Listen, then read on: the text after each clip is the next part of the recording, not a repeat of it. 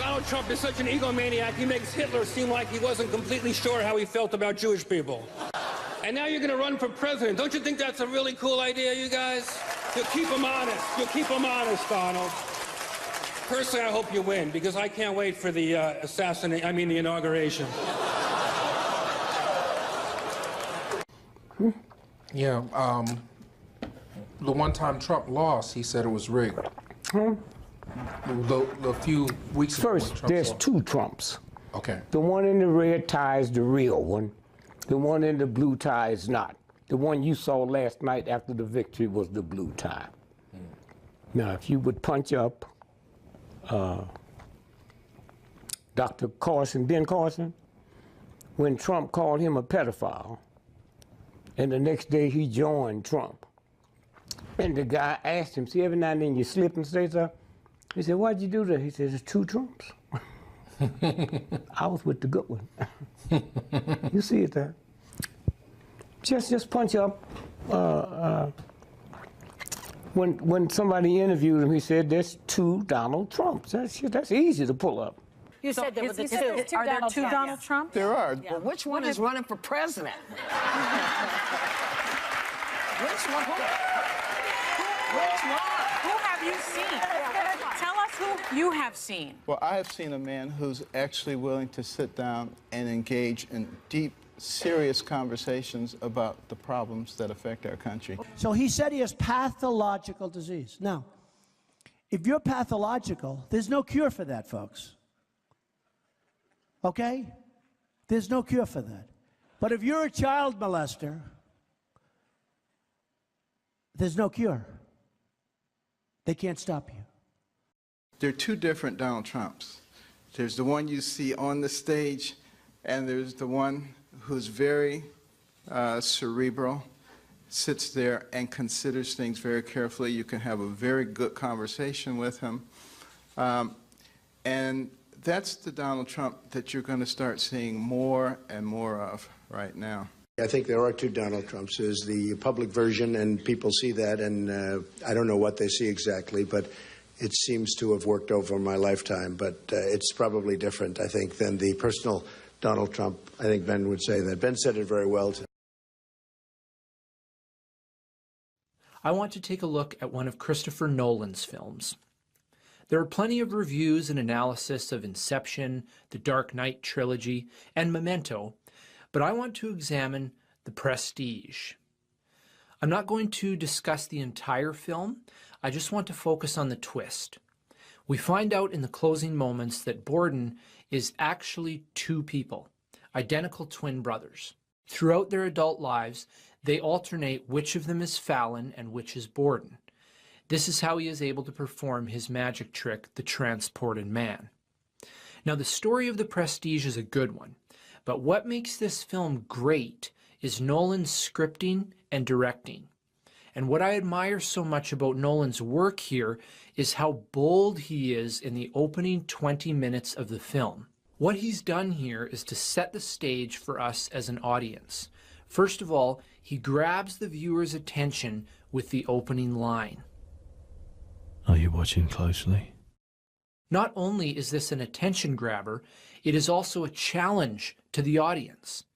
Then he outlines the basic premise of a magic trick, specifically a vanishing and reappearing act. So the challenge set forth by Nolan is, can you figure out the secret behind the magic? Now, this is bold because then Nolan gives us all of these verbal clues. We were two young men at the start of a great career.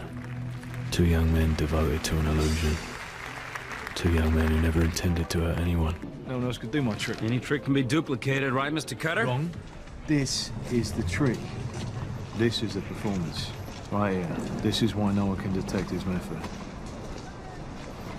Total devotion to his art. Utter self-sacrifice. Anytime he's in public, anytime he goes out. It's unthinkable. Borden saw it at once, but I couldn't fathom it, living my whole life pretending to be someone else. And that's not all. Then he takes it a step further by showing us this.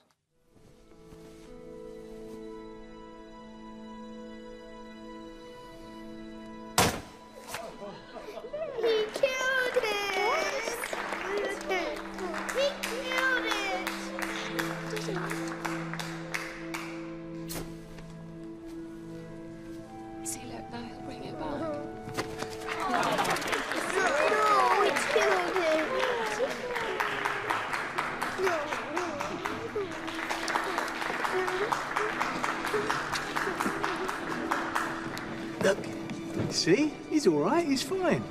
Look at him. But where's his brother?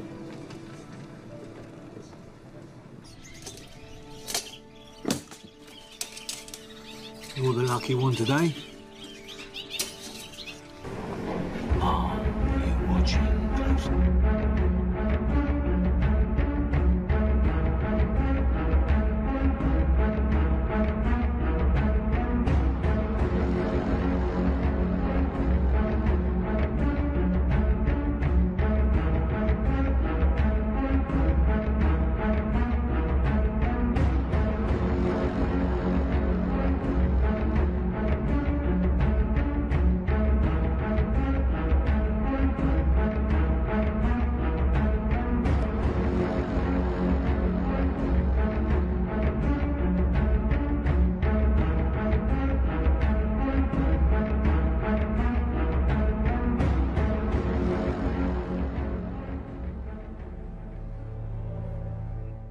Nolan just told us the secret, and he accomplishes this through carefully mirroring these scenes.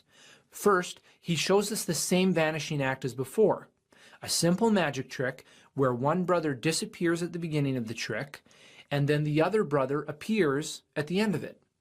This trick is only possible because the brothers are identical. Then he shows us one of the brothers locked in a cage. And again, Nolan challenges us. Are you watching closely?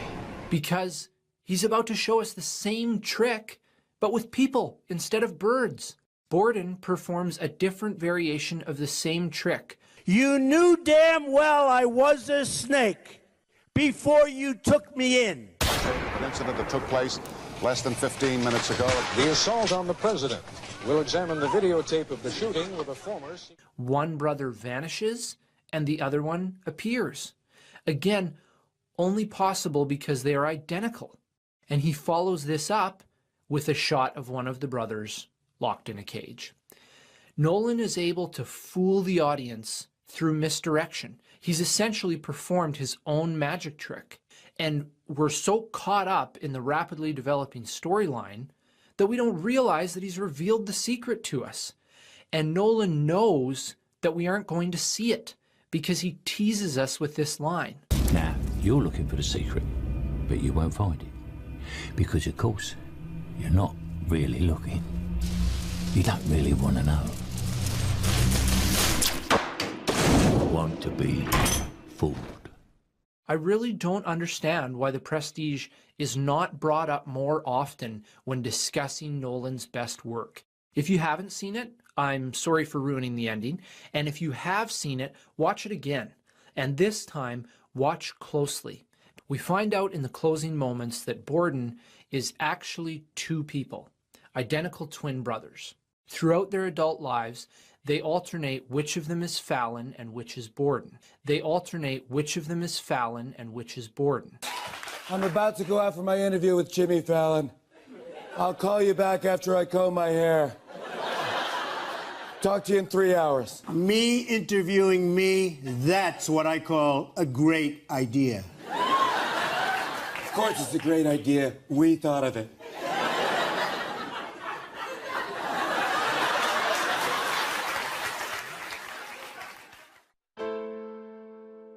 Revelation 13. And I stood upon the sand of the sea, and saw a beast rise up out of the sea, having 7 heads and 10 horns, and upon his horns 10 crowns, and upon his heads the name of blasphemy.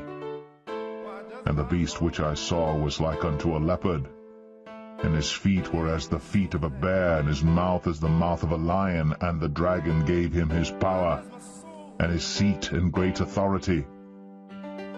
And I saw one of his heads, as it were, wounded to death, and his deadly wound was healed.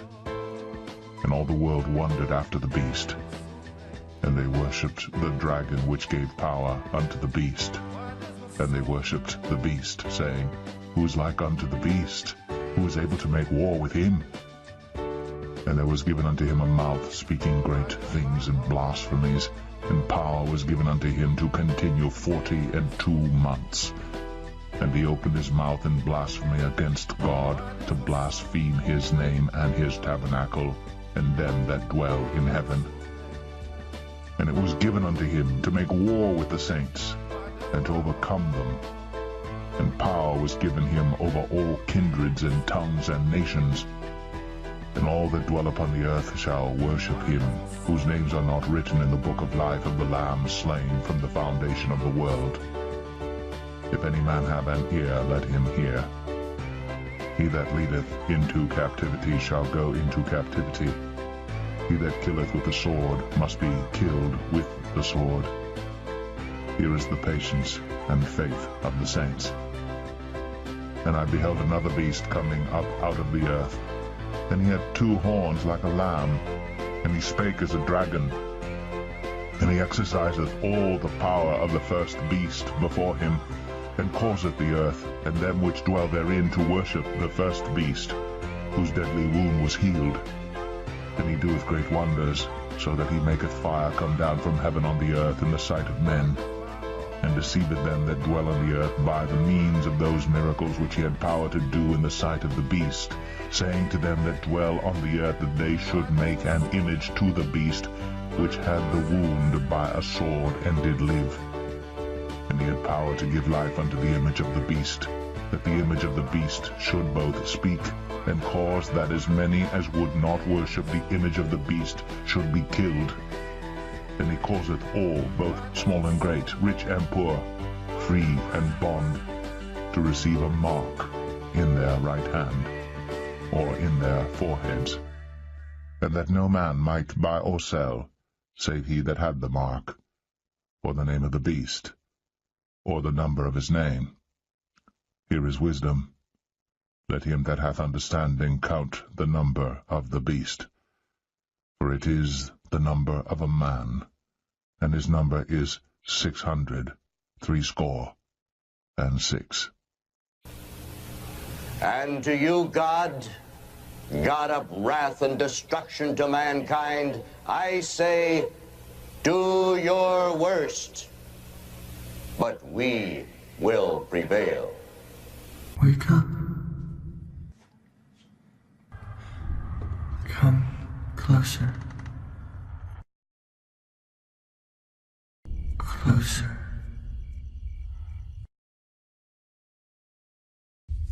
That is when the world will end.